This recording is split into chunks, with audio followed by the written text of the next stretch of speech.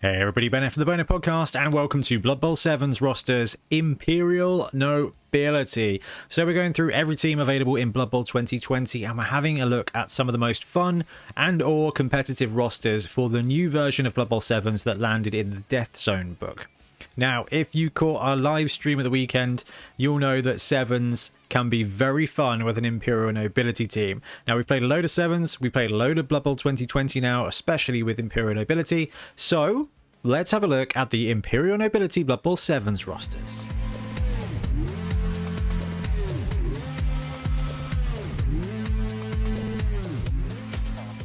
Okay, strengths and weaknesses of Nobility in 7s. Now, one thing applies to all teams, which is the build structure of Blood Bowl 7s. That's 600k, rerolls are doubled, and you get up to 4 positionals. Everybody else has to be a lineman.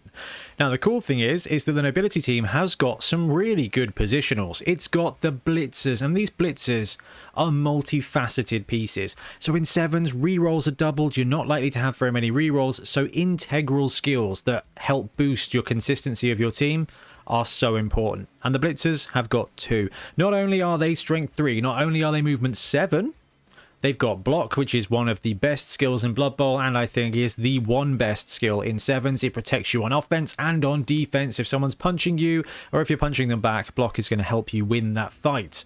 But they've also got catch. Now, when you think about catch, you think about the throwing game. Now, the throwing game is subpar, obviously, because regardless of how good your roll is, you are having to roll an extra dice. But catch works on the handoff, and with these guys motoring around at movement 7, being able to just re-roll that handoff when needed is so useful in Blood Bowl 7s. But occasionally you are going to hoon them the ball, they're going to catch it, and they're going to pretend to be an Elven Union blitzer. So the blitzers are awesome pieces, and they've got agility on a regular skill up as well, so they can swing blodge very, very easily. Now, we've also got an Ogre in 7s. Now, the Ogre is a big guy, so he is likely to let you down 1 in 6 times, but 5 out of 6 times he is a movement 5, strength 5, armor 99, mighty blow +1 monster of a piece. And when it comes to 7s, there is a likelihood that Ogre, with movement 5, on a pitch that is 11 squares wide, can be a heck of a linebacker for you. Honestly, a big guy blitz is not really a bad thing. Obviously, on a 1, it's going to be bad, but the rest of the time, that guy is going to be trundling around, just 2-die blocking almost everybody in the game. And because he's got Bonehead instead of any of the other big guy skills, if you need him to just move and stand in a mosh pit where his strength is going to be a massive strength to you, he can do that on a 2+ as well. Now, he's a big guy. Big guys are going to let you down. They're going to roll boneheads, but the rest of the time, the Ogre is going to be a fantastic piece on this team. And the interesting thing here is, even though the linemen do only have Edge 4+, sneaking into the weaknesses list here, the team's got a bunch of fend and stand firm on it. So the linemen have fend. This is a really underrated skill, especially in 7s. Now, in 7s, you've got a smaller pitch. You've got less players, so it feels like there's more room. But the ability to stop your opponent from following up on you is going to save you against frenzy pieces, sure. And this is a format for frenzy pieces. But it's also going to stop your opponent from getting that free square and potentially pushing them into the open. If they're wedged between 2 players and they're trying to block their way out, blitz their way out, fend is going to keep them right in that place. And that can be so useful. And the bodyguards, where they start with wrestle, which is already a great skill, have stand firm, which again is just going to absolutely gum up the ground where it's needed. It is going to be sneaky useful because it's going to keep your opponent not where they want to be and potentially in tackle zones and force them to roll more dice. Weaknesses of this team: Edge 4 linemen, like we've kind of already said. They're good. They're strength 3, they're movement 6, they do all the stuff you want them to do, and they're cheap at 45k. And they've got fend, but they do only have agility 4+. So it is a 50-50 die to do anything. So dodging with them is not recommended. You know, a 3+ dodge you take. It's a gamble, but you take it because the odds are in your favor. 4+, they're not though. So Edge, their linemen are as agile as a Bonehead as an Ogre. So that's all right. Expensive rerolls, 140k on this team. That's almost a quarter of your roster. So if you are planning on having lots of reliable backups, this is not the roster for you. And no sure hands. So the thrower, I haven't mentioned the thrower. Ben loves the thrower. I think the thrower is so close, right? It's Ryan, it's Fitzpatrick. It's that level of passing 3+ is good, movement 6 is good, armor is good, edge 3+ is good, no sure hands. Running pass, however, in 7s is phenomenally useful. Obviously, passing is always risky, but pass 3++, you can move up, chug the ball those 3 squares, and then redeploy himself to cover, to support, to block. It's a really useful skill. It's going to come up, but no sure hands does mean that you are just living on the dream when it comes to rolling those dice. Okay, so let's look at some rosters, and we're going to start with the Ogre mix. So the Ogre mix is just, it's going to give you a really good feeling of what nobility can be. Now, I love 7s for teaching games. I love 7s for jamming games in with a format, with a team to get the vibe. This is a great place to start. So the Ogre mix, you've got 1 Ogre, 2 Blitzers, 1 Thrower, 3 Linemen, taking you to 7 players, and that comes in at 560. So, starting with the big guy, this is quite a strong roster. You've got Strength 3 across the board, and you've got 2 block pieces and a big guy. There aren't that many rosters that can have a better lineup from a combat facing than that. So the Ogre is going to be a big blocker, a big blitzer, and those 2 blitzers are going to be your kind of halfway house between blitzing to hurt and running to score. So you've got a lot of flexibility here where you've got good speed and good strength and reliability with combat and stretch play ability with pass on the thrower and catch on the blitzers. This is quite a juicy roster. Now the linemen obviously have got that edge deficiency and the Ogre is unreliable, but not bad.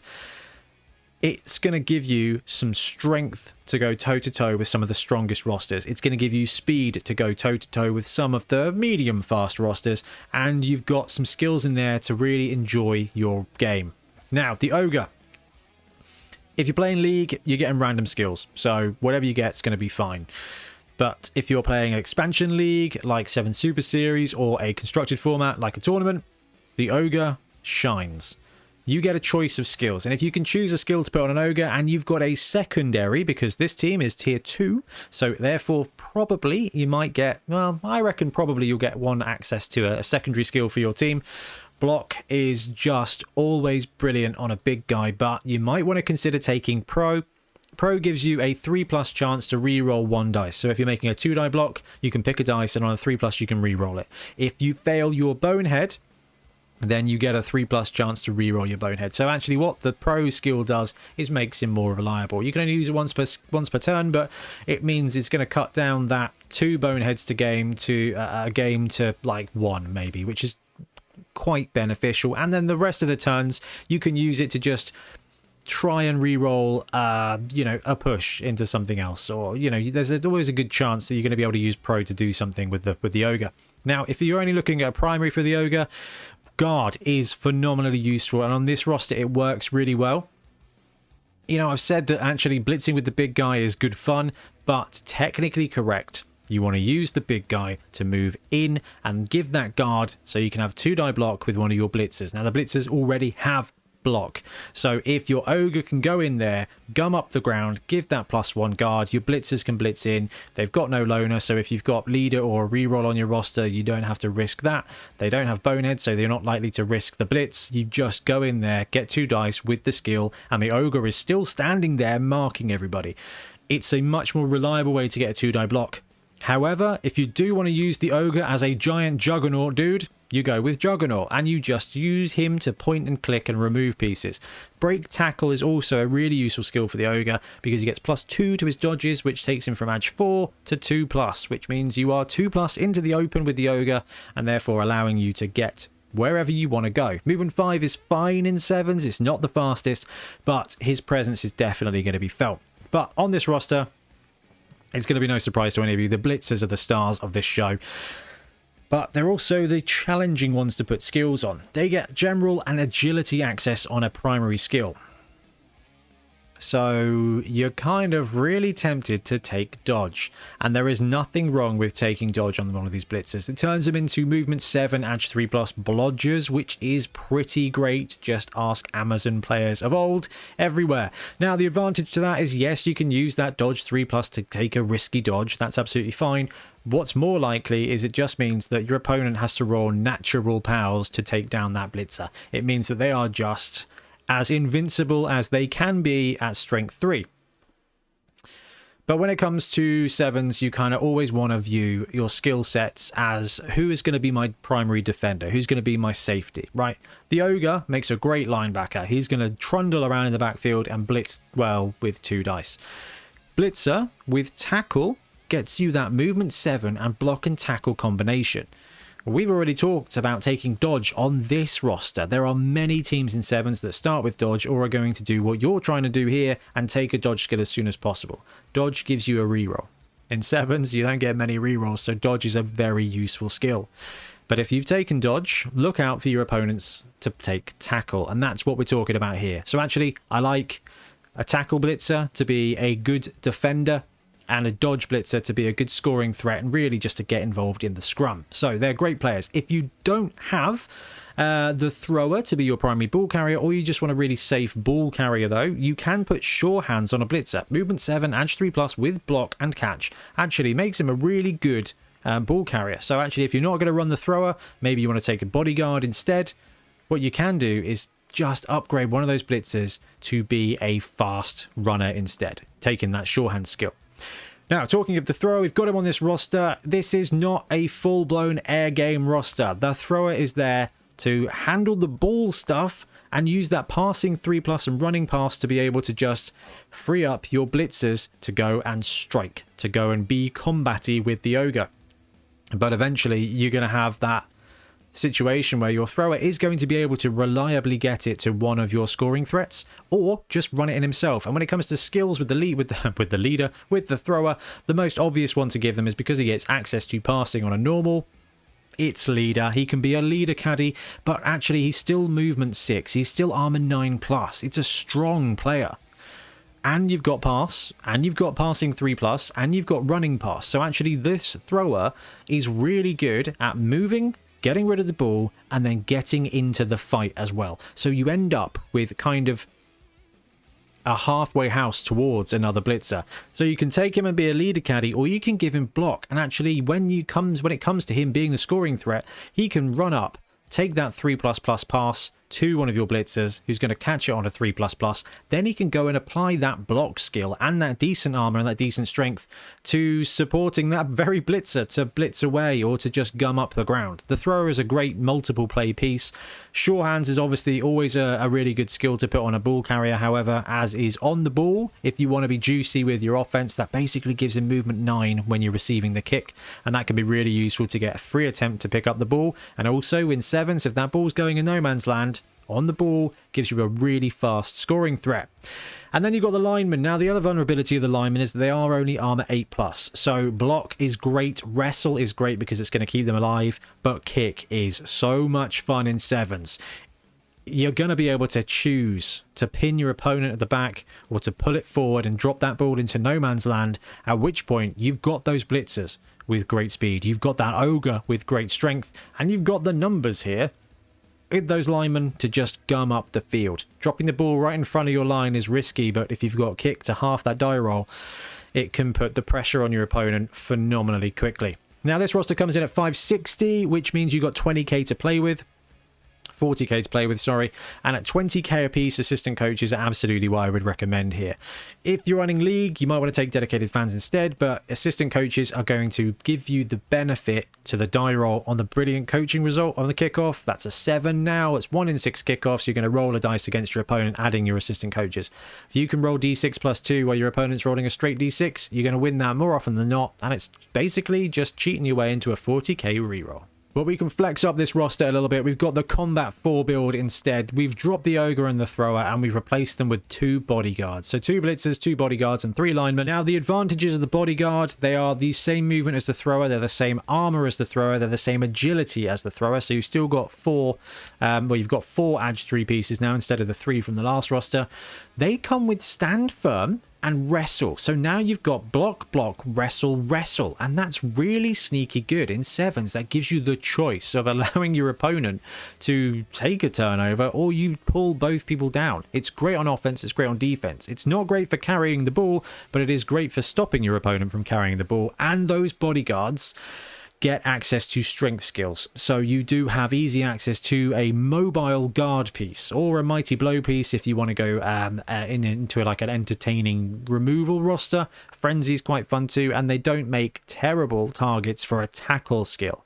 So if you think in this roster, dodge blitzer, sure hands blitzer, and then a tackle bodyguard gives you a good mobile scoring threat, a solid ball carrier, and a movement 6 wrestle tackle safety who is going to be able to probably pull down a target most of the time.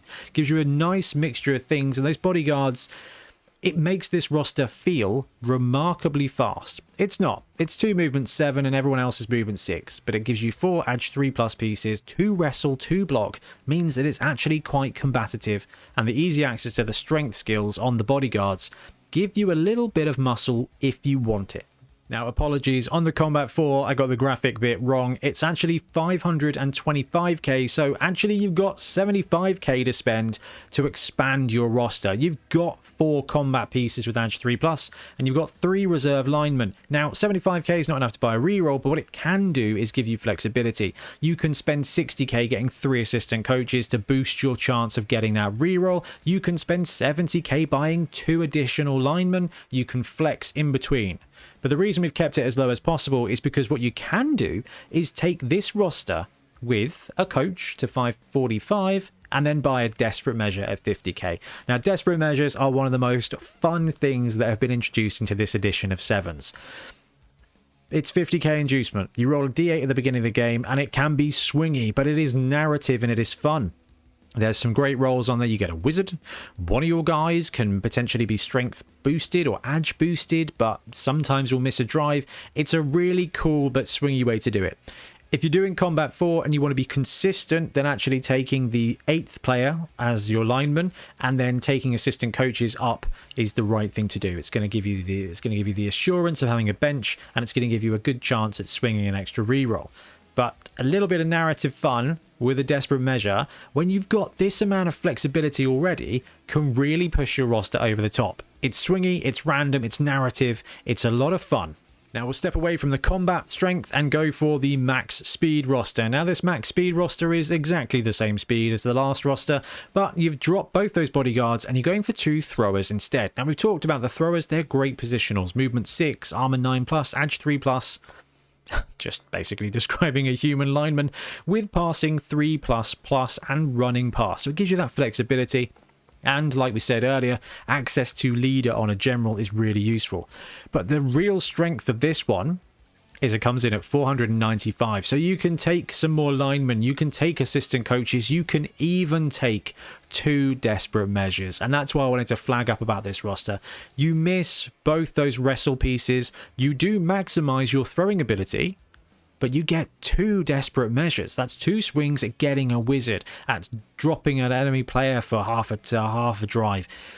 It's really fun. It's really narrative. The core of this roster is actually really sound. You may miss that extra piece of combat ability, basically, but all you're doing is giving yourself 2 ball carriers and then maybe 2 desperate measures. And the last roster we'll look at is the mixed reroll. I wanted to show that you can get a reroll into your build, but basically you're giving up the amount of cash it takes to take an ogre. So the mixed reroll roster is 590k, 1 blitzer, 1 bodyguard, 1 thrower, 4 linemen, and a reroll. So if you want that consistency of having that team reroll, you can do it this way. You get a blitzer who's a great player, you get that bodyguard who's got that ability to just be stand firm, wrestle, and do a little bit of combat in the middle as well as being a reserve runner. You've got the thrower to almost be a great passing player. And then you've got those 4 linemen as well. You can take the reroll, but what you're giving up is basically one of your positionals and a lot, I think, of flexibility and resilience. I don't think it's worth it, but it can be done. Now, I love this roster, and if you watched our live stream, you will see this in action. This gives you a bit of everything when it comes to playing nobility. You get the Ogre to be an oppressive strength piece. You get those blitzers to be really good at Blood Bowl. You get the thrower to be a utilitarian underdog quarterback. You get 3 linemen there, and you do have 40k to play with. I suggested the 2 coaches, but you can take a bench. This roster can be a bit flexible. You can drop that Ogre into a bodyguard and then take 50k to get a desperate measure and still spend 40k to get a bench. I wouldn't want to give up the Ogre, but you may be inclined to do so. But if you want to get a taste of nobility in a 45-minute game, the Ogre mix for 7s is absolutely brilliant. The Ogre's great, the Blitzer's great, that Thrower's going to be really useful. It's going to be a lot of fun. I recommend this roster. And if you want to see it in action, go back and watch 1 or 2 of the games from the weekend of our 7s live stream, and I think you'll fall in love with it. Anyway, thanks very much for watching. We'll be back soon with more Blood Bowl content. Happy blocking. Thanks very much for watching. We really appreciate your support. If you want to support the channel even further, please like and subscribe. It really does help us out. Or come join us on YouTube members or in Patreon, where you can get exclusive access to some content, some loot, early access to basically everything we do, as well as regular competitions. Or you can pick up some Bonehead Podcast loot either on our website at boneheadpodcast.com. We've got the Dungeon Bowl things, we've got tokens and stuff like that, or on our Spreadshirt site as well. Everything you do just helps us.